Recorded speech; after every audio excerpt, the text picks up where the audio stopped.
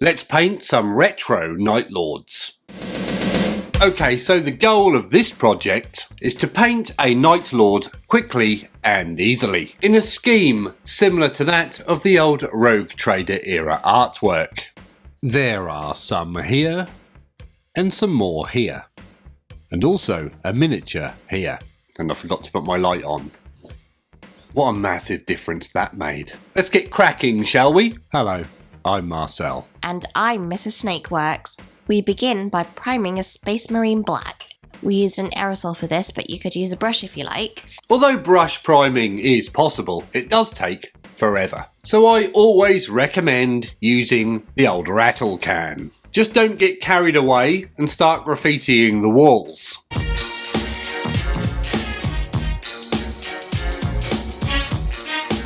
Before we get into the nitty-gritty of painting, we like to attach the marine to a painting handle. Mrs. Snakeworks thinks it looks a bit like a butt plug. I wouldn't know. I've never seen a butt plug. Yes, you have. The first colour up is Vallejo Game Color Imperial Blue. We then squirt a little of the blue out onto a palette. Somehow I managed to squirt a bit onto my finger, which needs cleaning up. A quick wipe with the tissue gets the finger cleaned quickly, although I have been left with a blue smudge. It looks like I've been poking around in a Smurf or something. Now, although I know what a Smurf is, I can't say I've ever seen the TV show or even read any of the books. Are the Smurfs any good? Someone please let us know. Anyway, enough of Smurfs, let's get painting. Using a medium dry brush, which in this case is one of Mrs. Snakeworks' old makeup brushes, we apply a good coating of the Imperial Blue all over the marine. Don't worry about missing all the underneath and inside parts, as that will be our shading. When that's all applied, we have this, a very dark blue marine. A good start for Night Lords. A much better start than the 1998 Belgian Grand Prix. Great start by Eddie Irvine. Fielder. Look at Fielder. Head into the wall. Who was that? Coulthard in the wall. David Coulthard into the wall. Will stop the race. They'll have to red flag this. Terrible. Look, this is quite appalling. This is the worst start for a Grand Prix that I have ever seen in the whole of my life. It was the best start to any Grand Prix that I have ever seen in my life. Is that switched on? Yes. Our next colour is VGC Magic Blue.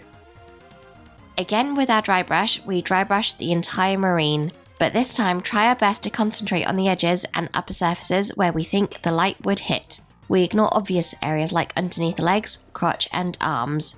The crotch is usually dark because it's in the folds. These are such stupid questions. I'm not answering that. With that step applied, you can see we now have a little more depth to the Night Lord while retaining that dark blue. You could leave it there, but I feel we need some more contrast. We move on with Vallejo Game Color Electric Blue, which I think is a song by Icehouse. Every time you see through me and it's all over you, electric blue. To me, that singer from Icehouse looks like a cross between Ewan McGregor and David Bowie. We always get some David Bowie references on the channel somehow, don't we? It's me, David Bowie, named after a Bowie knife, maybe. Some more dry brushing now, but this time very careful dry brushing. We're concentrating on the extreme edges of panels and uppermost areas. Things like the corners of the shoulder pads, knee pads and knuckles. The trick is to build it up very slowly. With that last layer applied, we have this. We now have some nice looking contrast from those lighter blue highlights. We're very happy with how it's turning out so far. So that's the armour done. It was also very quick to do. What did that take, like 5 minutes so far? 5 minutes for a base coated marine is pretty good, I reckon. Next up, it's Vallejo Model Colour Black. This is in one of the nice new bottles. Using the black, we block in anything we want to be metal or black. Things like the bolter, magazines and pipes on the Marine's armour and backpack. You can see here all of the blacked in areas. Does take a little while to do, and you do have to be neat, but it really helps with the next steps. You might be able to skip the blacking in. Is this the physical term for skip? Or skip? Anyway, I do find metallics and some other colours look a lot better when painted over black. Maybe we can do an experiment one day and find out what difference it really makes, if any at all. Would you like to see such a video? I think I started to slur. A grey colour next, and we are using VMC Dark Sea Grey. We then very carefully dry brush the bolter with the grey to highlight it. Much faster and easier than the dreaded edge highlighting.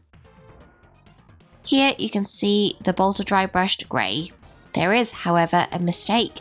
Can you spot it? I can't myself because I don't have it in front of me, but I'm sure there's probably more than one mistake. If you didn't spot it, I will explain it in a couple of minutes. But first, let's move on. For our metallics, we used Vallejo metal colour exhaust manifold. This comes in a massive pot and should last us ages, if it doesn't dry out, that is.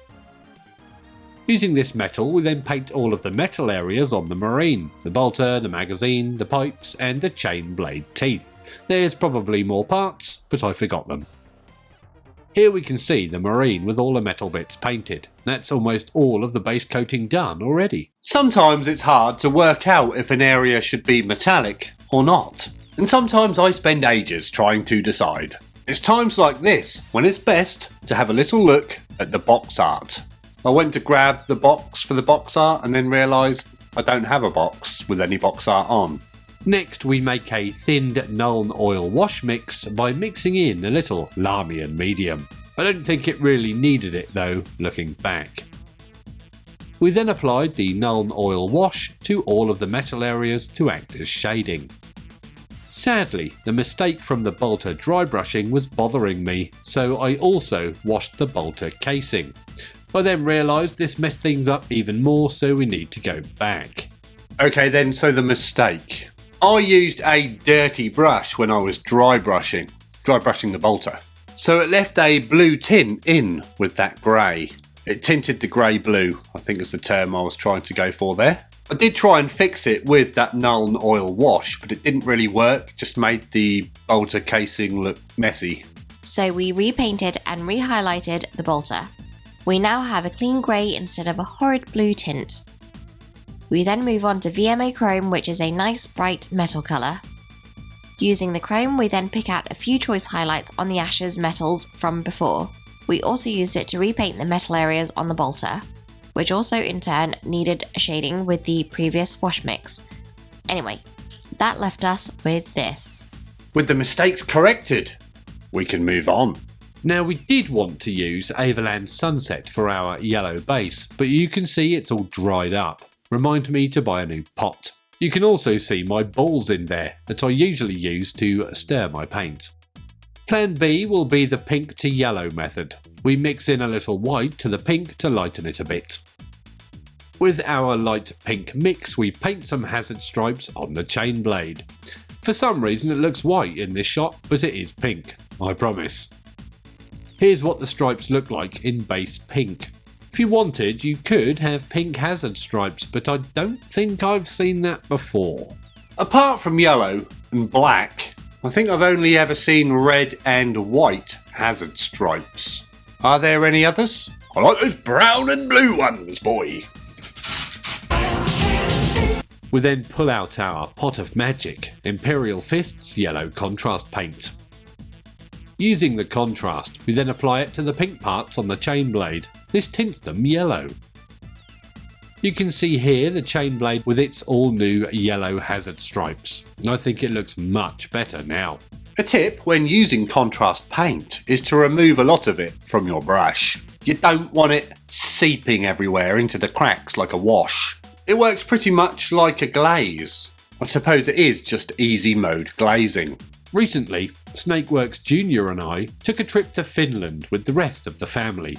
We all had a ride on these sleds pulled by huskies, and now Snakeworks Jr. wants one. I don't think it's cold enough here though. What are your views on huskies? Fan favourite up next, Agrax Earth Shade. This tub is running low. Using the Agrax, we add a couple of small washers that perform double duties as weathering. We add it to the chain blade and also the magazine. It looks like oil stains, you see. You can see with the Agrax applied, we get a much richer look with very little effort. Now we could have added that Agrax to all of the metallic areas, but I think it would have muddied the miniature a little too much. It would have been fine for a Nurgle related marine perhaps. Anyway, next up, eyes. Our base colour for the red eyes will be Korn Red. It's not named after the band. I don't think I've ever heard of a band called Korn, but considering I listen to Backstreet Boys and Westlife, they're probably not in the same genre. I apologise for the lack of focus, but what we do next is base coat the eye lenses with the Korn Red, doing our best to be neat. For our first highlight, we use VMC Vermilion Red.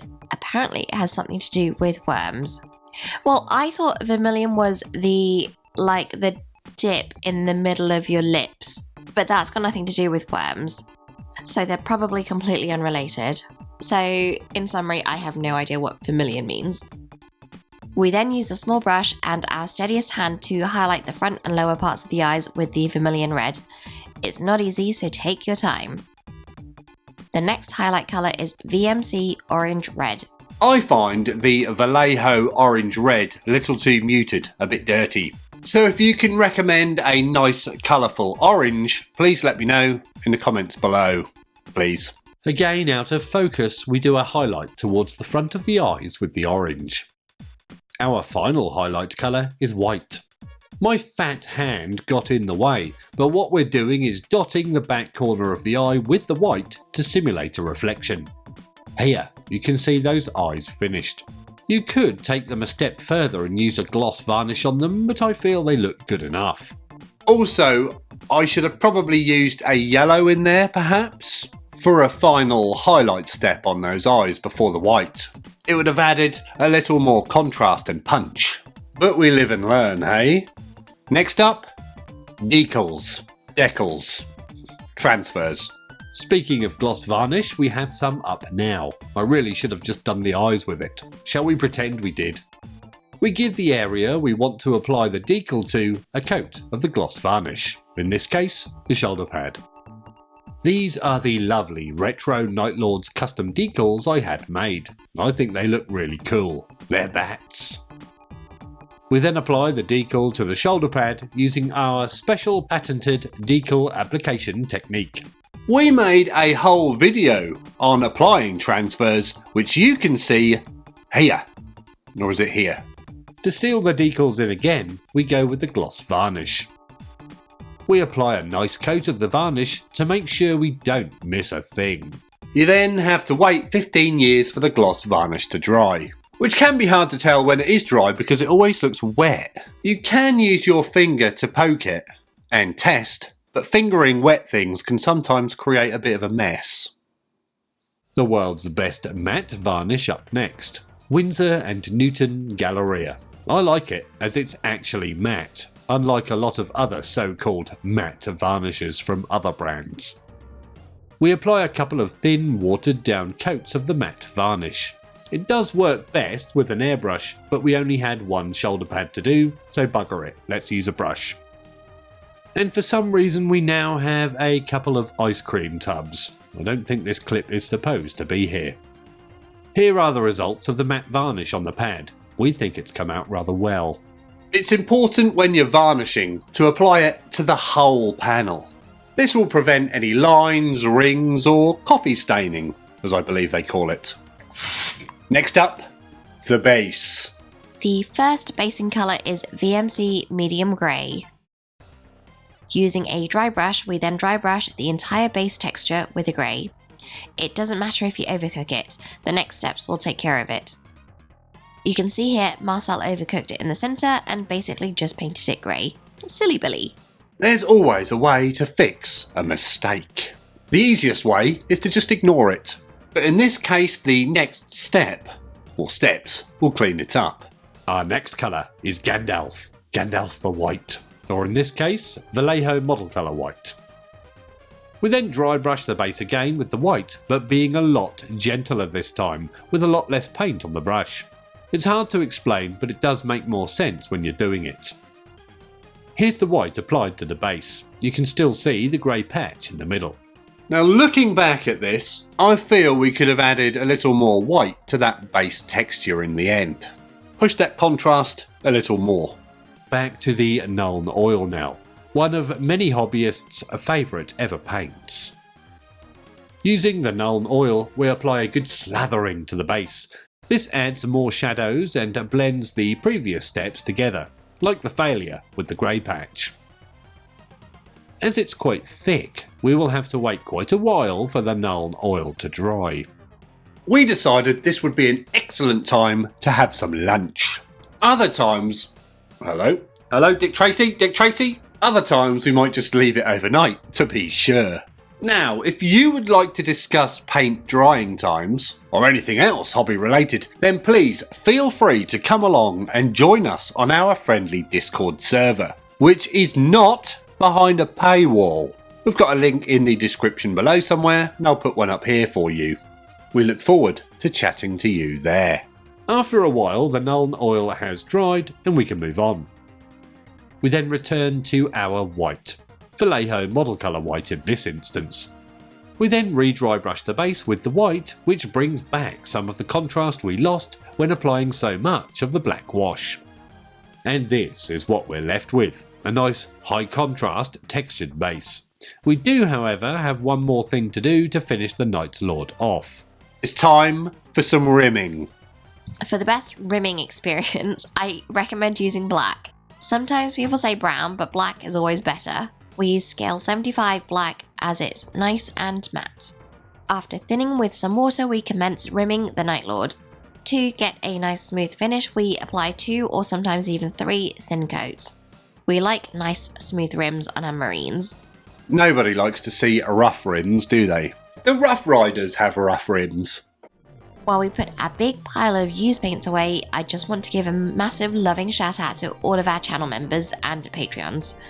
Dan Yallop, Lee Blackley, Donald, Pine Tree, Bob Zilla, Charles Marlowe, Andrew Merrington, Nick Ellingham, Briars and Bantams, Timbo, Sven V, and our newest member, SDKFZ, Forge World. Thank you all so much for supporting us. If you want your name in lights and read out by me, Mrs. Snakeworks, then you can sign up using any of the links in the description below. We love you all. We really do. Now if you're enjoying this video, please consider liking it and subscribing to the channel. That means you, George. Remember that Mrs. Snakeworks has said that when we hit 25,000 subscribers, we're allowed to order a Reaver Titan. So please smash that subscribe button and we can hit that target ASAP. If you are enjoying the content on the channel, then please consider joining us on Patreon, the link to which is in the description below, and I'll put one up here somewhere for you. Anyway, without further ado, let's check out the finished article, shall we? With the rimming session completed, our fast and easy retro-themed Night Lord is complete. We had a great time painting this guy and think it came out really well. Although a couple of mistakes were made, they're easy enough to rectify. All in all, this marine probably took around 15 to 20 minutes to paint, so you could whiz through a squad or an army in no time. We really like the look of the retro Night Lord theme and hope to revisit it again sometime in the future. I wonder what else we could paint in this scheme. Any suggestions? If so, let us know. And as always, thank you very much for watching.